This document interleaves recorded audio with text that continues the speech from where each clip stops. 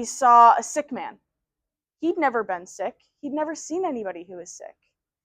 He got scared and thought, that could happen to me. I could break my bones, or I could catch some kind of terrible sickness. I could get abrasions on my skin. Yes? Abrasions, like when your skin gets cut open or it starts sweltering, something nasty like boils. So he went home. Again, he was scared. He goes out a third day and he sees a dead man. He had never seen anybody who was dead. He didn't even know what death was. That would be kind of scary, to just see somebody who was dead and not know what death was, right? So he said, oh my gosh, that could happen to me one day.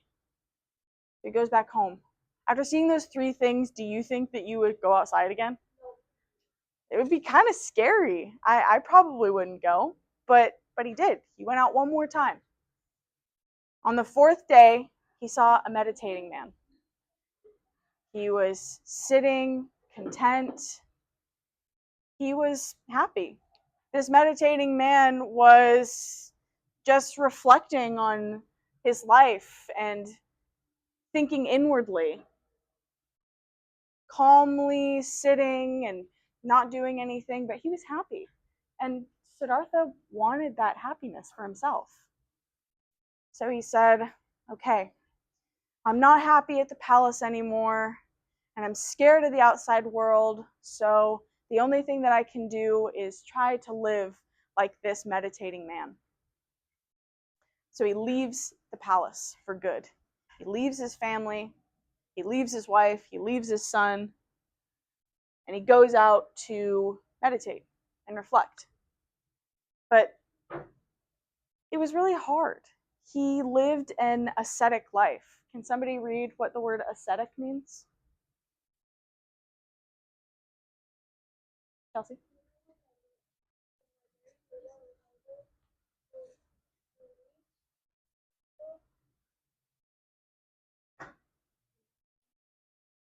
Enlightenment. So living with very little in order to reach spiritual enlightenment. That means he only ate one spoonful of food every day. That's not a lot. He lived with kind of scratchy old clothes, not very comfortable. And he wasn't happy. Would you be happy if you lived like that? No. So he said, there's got to be a better way than this. So he started traveling again. And this time he stopped and sat under a fig tree. You guys know what figs are? It's a kind of fruit. And he stayed there for 7 weeks.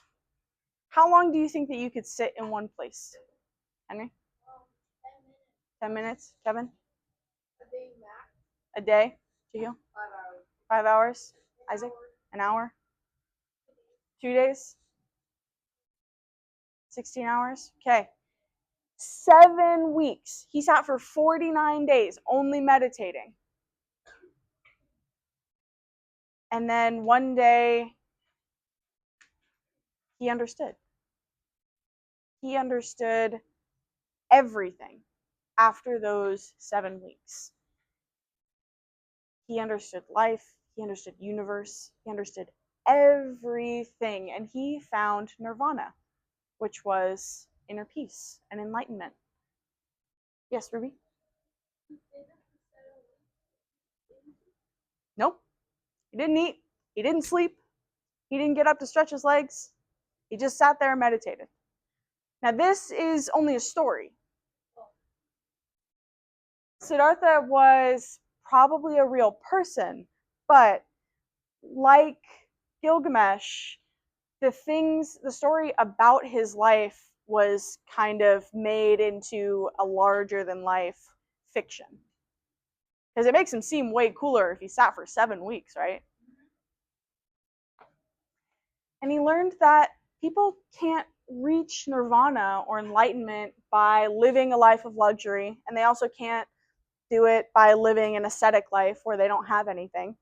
So there has to be a middle path where they follow the Four Noble Truths and the Eightfold Path. And we are going to learn what those are. Would anybody like to help me pass out papers? Ruben? And Chelsea?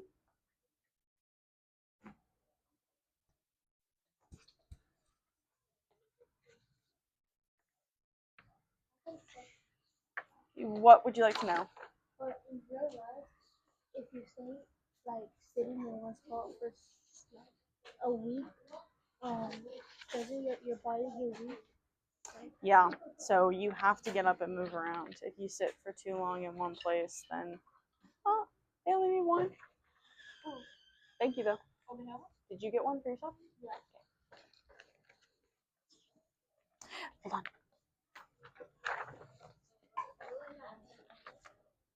Yes.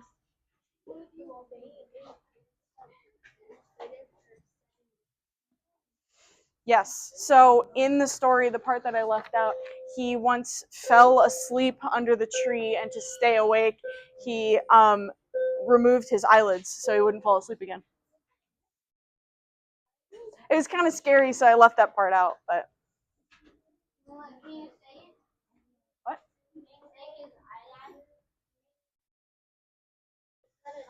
Yeah. But again, this is a story.